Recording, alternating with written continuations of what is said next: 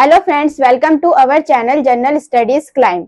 सो आज का हमारा टॉपिक है जैन धर्म। हम जैन धर्म के बारे में पढ़ेंगे। जैन धर्म को सबसे ज्यादा किसने अपनाया? सबसे ज्यादा जो है व्यापारी वर्ग का इस पे हो रहा है, यानी व्यापारी वर्ग ने सबसे ज्यादा इसे अपनाया, क्योंकि जो इसके नियम थे, यानी जैन धर्म जो था उसके बहुत कठिन नियम थे। क्या थे? बहुत कठिन नियम थे, बहुत कठिन नियम थे। और ये कैसे था? किसकी? अहिंसा युक्त था। ये क्या था? अहिंसा युक्त। यानी इसमें जो है चींटी तक को मारना पाप बताया था। छोटे मोटे कीड़े कीटनाशक को मारना भी, जो मतलब छोटे मोटे कीड़े मकोड़े थे उन्हें मारना भी क्या बताया था? पाप बताया था। तो इसमें जो है जो किसान थे वो बहुत मतलब जैन धर्म से ज्यादा जुड़े नहीं थे, क्योंकि वो क्या करते थे? खेती करते टाइम जो है कीटनाशक का उपयोग करके कीटों को मारते थे। तो इसमें तो वो मना किया है। तो इसमें जो सबसे ज्यादा जोर किसका है?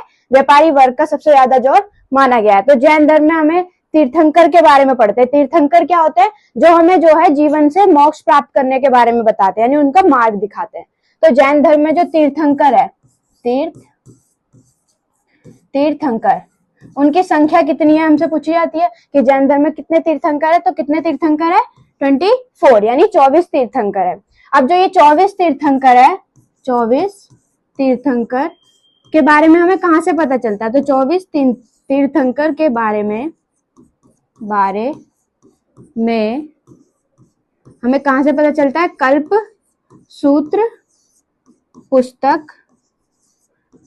सूत्र पुस्तक से पता चलता है। यानी जो 24 तीर्थंकर है उनके बारे में हमें किससे पता चलता है? जो कल्पसूत्र पुस्तक है उससे पता चलता है। अब ये किसने लिखा है? जो कल्पसूत्र पुस्तक है किसके द्वारा लिखी गई है? तो किसके द्वारा लिखी गई है? भद्रबाहु के द्वारा जो है ये लिखी गई है। ठीक है। क्या था जैन धर्म में? इसमें क्या थे? बहुत कठिन नियम थे और अहिंसा युक्त ये था। इसमें तीर्थंकर है 24 तीर्थंकर के बारे में कल्पसूत्र पुस्तक से हमें पता चलता है। और उन्हें लिखा किसने है? भद्रबाहु ने लिखा है। तो हमारे जो है पहला क्या है? प्रथम तीर्थंकर कौन है हमारे? प्रथम तीर्थंकर कौन है? ये हमसे पूछा जाता है। तो प्रथम तीर्थंकर कौन है? ऋषभदेव। कौन है? ऋषभदेव। प्रथम तीर्थंकर कौन है? ऋषभदेव, जिन्होंने क्या कहा है? अहिंसा से बताया है। अहिंसा और अपरिग्रह द्वारा जो है जो मोक्ष प्राप्त करने का रास्ता बताया। किस से? अहिंसा और अपरिग्रह। ठीक है। अपरिग्रह का मतलब क्या होता है? धन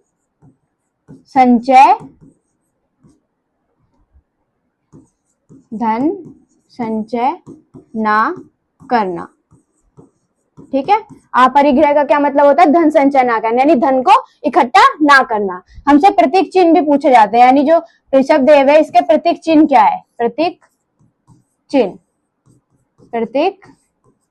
चिन्ह क्या है? ये हमसे पूछा जाता है। तो इनके प्रतीक चिन्ह क्या है? सांड। क्या है? सांड।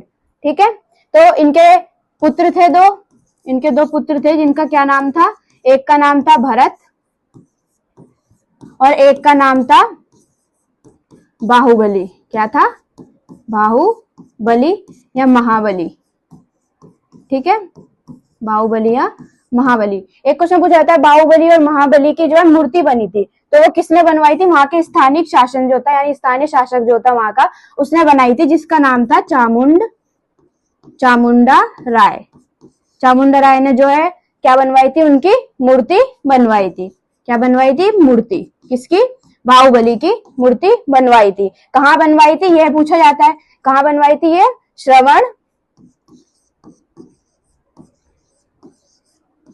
श्रवणबेलगोला में बनवाई थी। जो कहाँ पे है? श्रवणबेलगोला कहाँ पे है?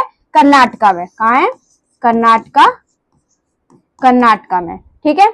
कौन? और इसमें बोले जैन धर्म क्या मानते हैं कि इन्हीं के नाम पर, यानी इनके जो पुत्र थे दो, भरत और बाहुबली, ये इनके पुत्र थे, लेकिन वो मानते हैं जैन धर्म की जो भारत का नाम है वो इन्हीं के नाम पर पड़ा है। यानी कौन मानते थे? जैन धर्म ऐसा मानते थे। ठीक है। फिर हमारे प्रथम तीर्थंकर हो गए। अब दूसरे तीर्थंकर कौन से थे हमारे? यानी दूसरे तीर्थंकर उनका नाम था क्या? अजितनाथ। अजितनाथ।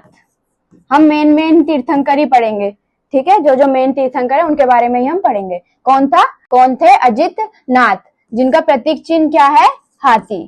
क्या है इनका प्रतीक चिन्ह? हाथी। अब हमारे हैं 23वें तीर्थंकर। 23वें तीर्थंकर। 23वें तीर्थंकर। 23वें तीर्थंकर कौन है? पार्श्वनाथ। कौन है? पार्श्वनाथ। इन्होंने क्या अपनाया था? इन्होंने निर्ग्रंथ अपनाया था। क्या अपनाया था? निर्ग्रंथ। निर्ग्रंथ इन्होंने अपनाया था। निर्ग्रंथ का अर्थ क्या होता है? निर्ग्रंथ अर्थ होता है कि जो संसारिक बंधनों से मुक्त, यानी जो संसारिक बंधन थे उनसे मुक्त, जो भी हमारे संसार में बंधन है, माता पिता बहन, उन सबसे ये मुक्त है। इन्होंने निर्ग्रंथ अपनाया था। इनका प्रतीक चिन्ह क्या है? पार्श्वनाथ का प्रतीक चिन्ह है सांप। क्या है? सांप। ठीक है।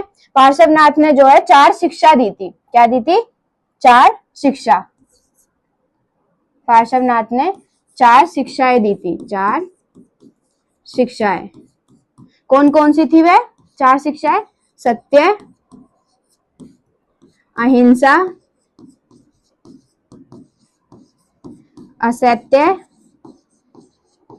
असत्य और अपरिग्रह।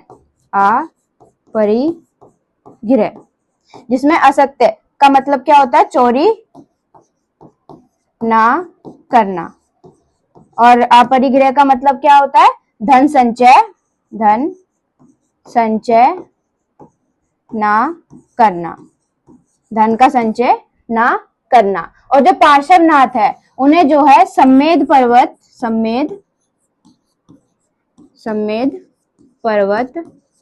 पर क्या हुई थी? शिक्षा प्राप्त हुई थी। यानी शिक्षा यानी ज्ञान प्राप्त हुआ था। सम्मेद पर्वत पर क्या किया था? इन्होंने ज्ञान प्राप्त किया था। ठीक है। नेक्स्ट हमारे हैं 23वें तीर्थंकर हो गए पार्श्वनाथ। निर्ग्रंथ यानी संसारिक बंधनों से मुक्त। इनका प्रतीक चिन्ह सांप। 4 शिक्षाएं दी थी, सत्य, अहिंसा, असत्य और अपरिग्रह। और इन्हें शिक्षा कहाँ मिली थी? सम्मेद पर्वत पर। नेक्स्ट आते हैं हमारे 24वें तीर्थंकर। 24वें तीर्थंकर। 24वें तीर्थंकर। 24वें तीर्थंकर। 24वें तीर्थंकर कौन थे? महावीर। कौन थे? महावीर।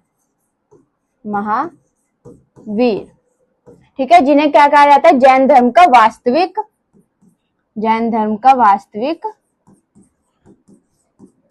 संस्थापक। क्या कहा जाता है? जैन धर्म का वास्तविक संस्थापक इन्हें कहा जाता है। क्या कहा जाता है? इन्हें जैन धर्म का वास्तविक संस्थापक कहा जाता है। प्रथम तो हमारे ऋषभदेव है, लेकिन वास्तविक संस्थापक किसे कहा जाता है? महावीर स्वामी को कहा जाता है। इन्होंने 5वीं शिक्षा दी थी। 5वीं शिक्षा यानी 4 शिक्षा हमें पार्श्वनाथ ने दी थी, तो 5वीं शिक्षा इन्होंने दी थी। 5वीं शिक्षा जिसका क्या अर्थ था? कौन सी थी वो 5वीं शिक्षा?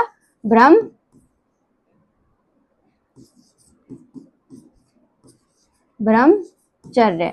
कौन सी थी? ब्रह्मचर्य। उन्होंने 5वीं शिक्षा हमें दी थी। और फिर इनका जो जन्म है, इनका जन्म कब हुआ था? इनका जन्म 540 BC में इनका जन्म हुआ था। और इनकी मृत्यु कब हुई थी? इनकी मृत्यु हुई थी 468 BC।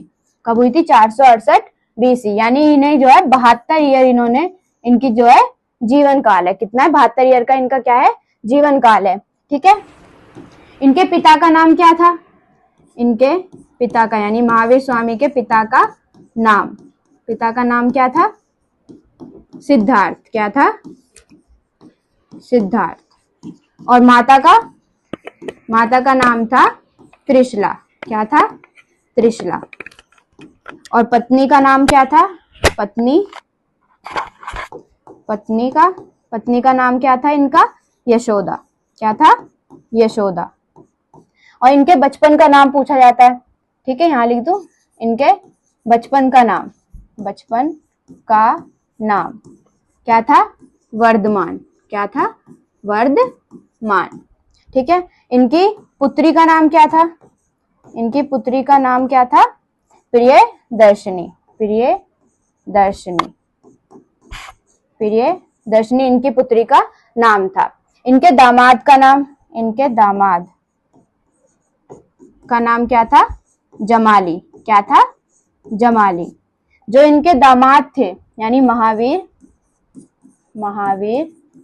स्वामी के दामाद कौन थे? जमाली। इन्हीं जो है जमाली जो दामाद थे महावीर स्वामी ने, इन्हें क्या दिया था? प्रथम उपदेश दिया था। इन्हें ही प्रथम उपदेश दिया। ठीक है, किसे दिया था? जमाली को ही जो है प्रथम उपदेश इन्होंने दिया था। कौन सी भाषा में दिया था ये पूछा जाता है तो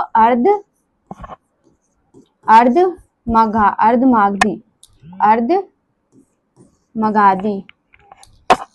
किसमें दिया था? अर्धमागधी भाषा में इन्होंने क्या दिया था?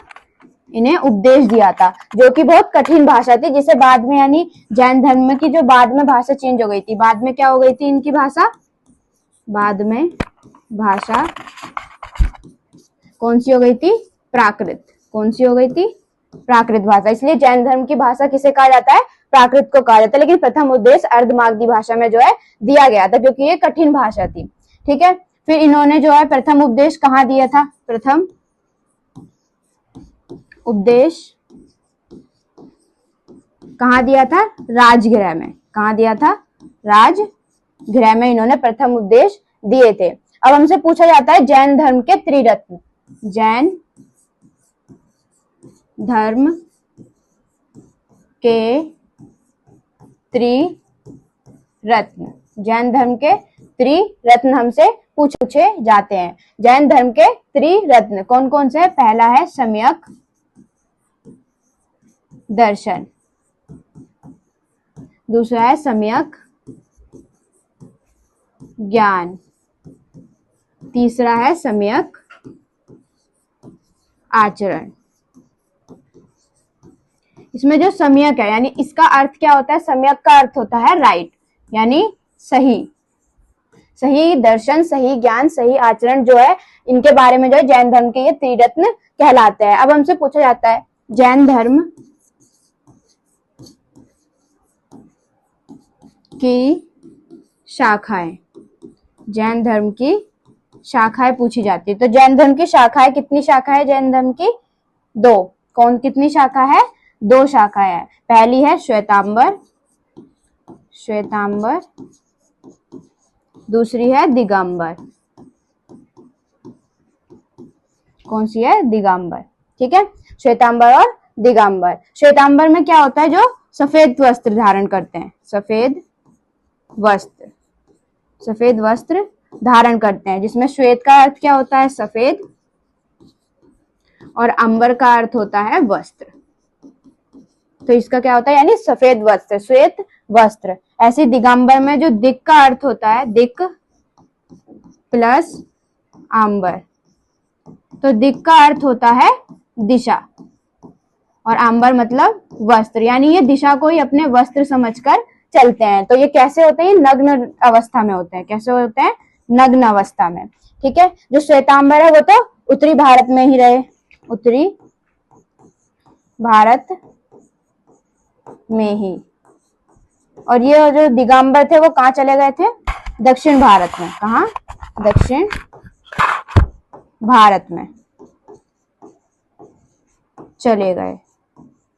अब ऐसा क्यों कहा गया कि वो यहीं रहे और ये चले गए? क्योंकि जो है जो श्वेतांबर और दिगंबर यानी जो नॉर्थ है यानी उत्तरी भारत में क्या हुआ था? एक बार अकाल पड़ा था, तो उसमें जो दिगंबर लोग थे यानी जो नग्न अवस्था में रहते थे वो कहाँ चले गए थे? दक्षिण भारत में चले गए थे। अब हमसे एक क्वेश्चन पूछा जाता है जो प्रथम यानी दक्षिण भारत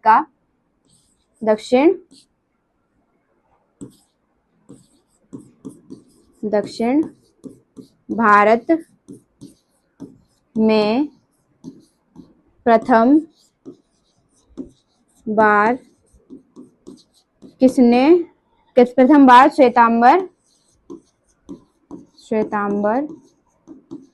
श्वेतांबर का प्रचार किसने किया? तो श्वेतांबर का प्रचार किसने किया था?